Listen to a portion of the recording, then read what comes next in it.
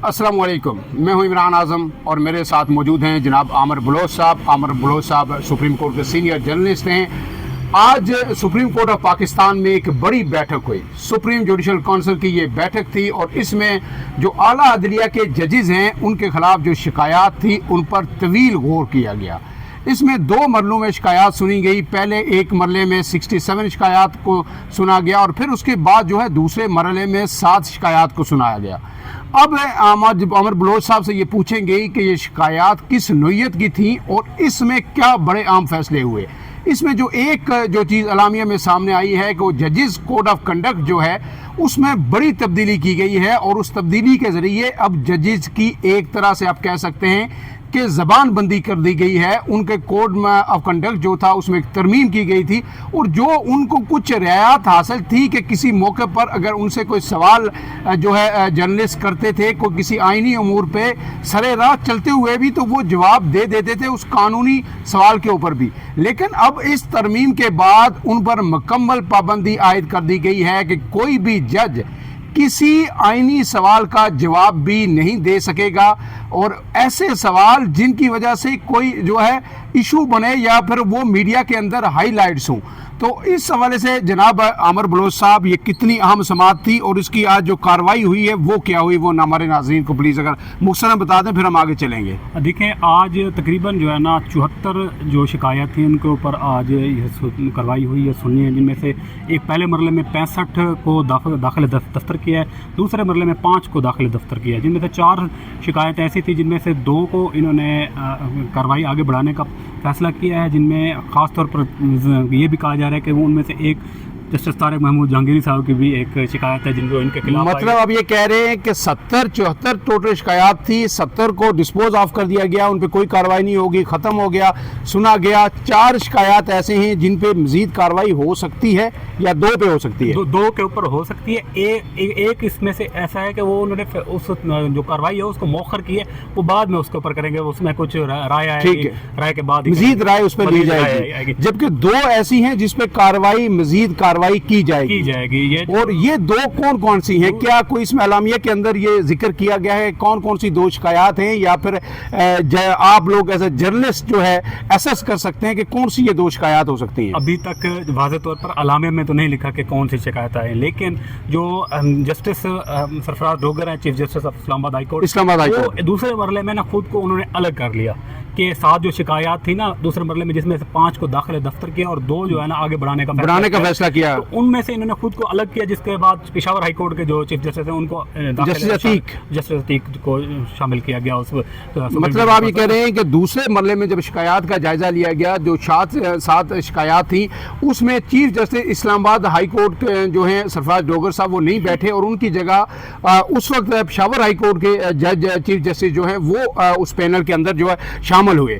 इससे ये अंदाज़ा होता है कि वो इसलिए उन्होंने खुद अलग किया कि शायद उसमें जो इस्लामाबाद हाई कोर्ट के 2 जजेस हैं जस्टिस तारिक महमूद जहांगीरी, जिनके डिग्री का केस जो है इस वक्त सुप्रीम जुडिशल काउंसिल में ज़ेर समाअत है कि उनकी डिग्री आया जाली है या दुरुस्त है, और दूसरा कहा जा रहा है कि सरदार एजाज इसहाक उनके खिलाफ भी एक शिकायत है सुप्रीम जुडिशल काउंसिल में है, उनके शायद कंडक्ट के हवाले से या किसी हवाले से ये 2 शिकायत हो सकती है। जी, ये भी इनके भी है और इसके साथ साथ जस्टिस समन रिफत के खिलाफ भी आई हुई है, जो सिंध हाई कोर्ट में जब तारिक महमूद जहांगीरी साहब गए हुए थे अपने केस की पैरवी करने के लिए, तो उनके साथ ये अपनी जो काज लिस्ट थी कैंसिल करके सिंध हाई कोर्ट गई थी, जिसके बाद शिकायत आई थी कि इन्होंने वो किया है अपनी जो ब्रीच किया है, आईनी जो उसके खिलाफ वर्जी किया है, जो उन्होंने वो एक उधर जैसे जहांगीरी साहब तो एक पटिशनर और एक शिकायत कुंदगान के तौर पर गए थे, तो ये इनके साथ बतौर जज नहीं जा सकती थी, तो इसके वजह से भी एक की हुई थी। अब ये मुमकिन तौर पर इनमें से या जस्टिस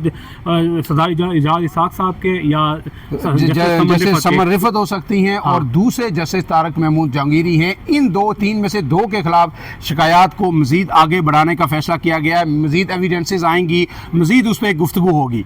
अब इसमें जो इसके साथ साथ जो है ये जो जजिस कोड ऑफ कंडक्ट का मामला है, इसमें क्या हुआ, इसमें क्या तरमीम की गई है? देखें जो 200 आर्टिकल 209 के तहत ये सुप्रीम जुडिशल काउंसिल काम करती है, आर्टिकल 209 के उसके तहत ये कोड ऑफ कंडक्ट, जो जजेस कोड ऑफ कंडक्ट है उसके ऊपर ये नज़र रखती है। तो ये आज इन्होंने तरमीम की है, जिसमें ख़ास तौर पर जो तरमीम की गई है वो ये है कि जो जजेस हैं वो मीडिया से बात नहीं कर सकते, कि जो मीडिया के सवालात का जवाब नहीं दे सकते, चाहे वो कानूनी नुक्ता ही क्यों ना हो। कानूनी आईनी नुक्ते पे भी अगर जजेस से कोई सवाल होगा कहीं पे तो वो उसका जवाब नहीं देंगे। वो इदारा जाती कमेटी को अपने जो रिटर्न वो होंगे पॉइंट्स होंगे वो इदारा जाती कमेटी को भेजेंगे, वो फैसला करेगी कि वो किस तरह से आगे मीडिया को देने हैं या आगे किस तरह से वो जजेस खुद अपना एक भी लफ्ज़ मीडिया के सामने नहीं बोल सकते। ये कहा जा रहा है कि ये जस्टिस काजी फाइज ईसा जब चीफ जस्टिस से उनके दौर में एक रिलैक्सेशन दी गई थी जजेस को कि वो आईनी अमूर पे मीडिया से इंटरेक्शन कर सकते हैं या मीडिया अगर कोई सवाल करे कानूनी निकात पे तो उस पर जवाब दे सकते हैं। बिल्कुल। लेकिन क्या इसमें फिर अब ये जो चीफ जस्टिस अपने चैम्बर में बुला के मीडिया से जो गुफ्तगू करते हैं, लंबी वो एक तरह से प्रेस कॉन्फ्रेंस भी बाज़ दफ़ा उन्होंने की अनऑफिशियल जिसको कहते हैं, जब जो है सुप्रीम कोर्ट के जो रिपोर्टर्स हैं उनको चीफ जस्टिस ने हंगामी तौर पर जो बुलाया था या अफरीदी ने, तो क्या इसके बाद आप ये समझते हैं कि जो चीफ जस्टिस से जो जर्नलिस्ट की मुलाकातें होती हैं इसका दरवाज़ा भी हमेशा के लिए बंद हो जाएगा? क्योंकि उसके बाद तो आगे सारी चीज़ें रिपोर्ट होती हैं मीडिया में, चीफ जस्टिस ने ये कहा, वीलॉग्स होते हैं, तबसरे होते हैं, तज़किये होते हैं, तो वो रास्ता भी क्या बंद हो जाएगा? जो तरमीम की गई इस तरमीम के मुताबिक तो बिल्कुल ही रास्ते बंद होंगे कि हम किसी भी जज के साथ हम मीडिया वाले बैठ के बात ही नहीं कर सकते, क्योंकि अगर बात करेंगे ऑटोमेटिक बात बाहर आएगी, बात जब बाहर आएगी तो वो मिसकंडक्ट हो जाएगा जजेस का।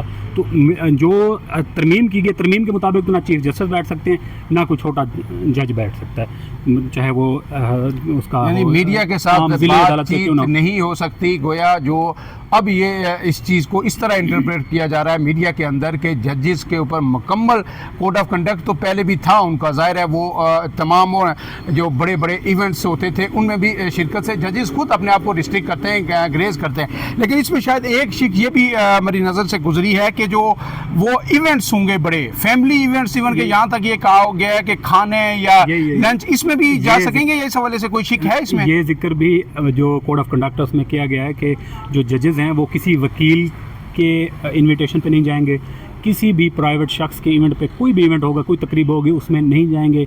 दूसरे नंबर पे कोई अगर गैर मुल्की वाफद आता है, कोई गैर मुल्की इदारे वाले आपसे रब्ता करने की कोशिश करते हैं, तो किसी भी इंसान के साथ वो जो जजेस होंगे वो जजेस मुलाकात नहीं कर पाएंगे, वो उनका जो दावतनामा है वो कबूल नहीं करेंगे। कोई भी दावतनामा जजेस अब कबूल नहीं कर सकते, चाहे वो कोई वकील उन्हें जो है दावत दे, कोई गैर मुल्की वफद आए, किसी से मुलाकात हो, तो फिर जाहिर है फिर उनकी सोशल लाइफ जो है बिल्कुल ही मेरे ख्याल में ख़त्म हो जाएगी। वो शादियों के जो तकरीबात होती हैं उसमें भी नहीं जा सकेंगे।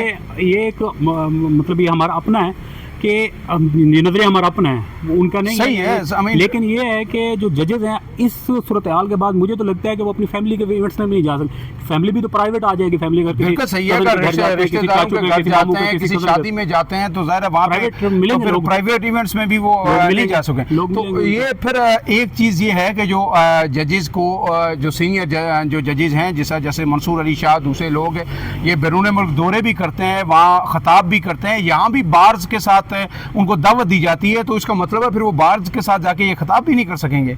ये तो फिर बिल्कुल ही आप कहते हैं मुकम्मल ज़बानबंदी कर दी गई है। कोड ऑफ कंडक्ट के मुताबिक वो सिर्फ और सिर्फ समाअत कर सकते हैं, उसके अलावा कुछ भी नहीं कर सकते। सिंपल इन्होंने दरिया को कूजे में बंद कर दिया है कि जनाब जजेस आएंगे सीधे सुप्रीम कोर्ट में, अपना जहाँ पे उनका केस लगा होगा, जिस कोर्ट रूम के अंदर केस की समाअत करेंगे, वहाँ से उठेंगे, गाड़ी में बैठेंगे और घर जाएंगे। इसके अलावा जजेस कुछ नहीं कर सकते। मेरे ख्याल में 26वीं आईनी तरमीम के बाद जो है अब कहा यह जाता है कि जनाब जब बेंच बनता है, चाहे हाई कोर्ट में बने, सुप्रीम कोर्ट में बने, उसी वक्त ये अंदाज़ा हो जाता है कि इस केस का फैसला क्या होगा। लेकिन इसके बाद अब जब जजेस उस पर अपनी कोई राय, कानूनी राय देने का जो एक इख्तियार था किसी भी केस के अंदर, मेरे ख्याल में वो भी अब छीन लिया गया है। और अब जो कुछ होगा वो जो फैसलों की हद तक होगा, इख्तिलाफी नोट भी होगा अगर कानूनी आईनी, तो वो फिर फैसले के अंदर ही लिखा जाएगा। बाकी जजेस किसी इवेंट में किसी जगह भी ना जा सकेंगे ना बोल सकेंगे।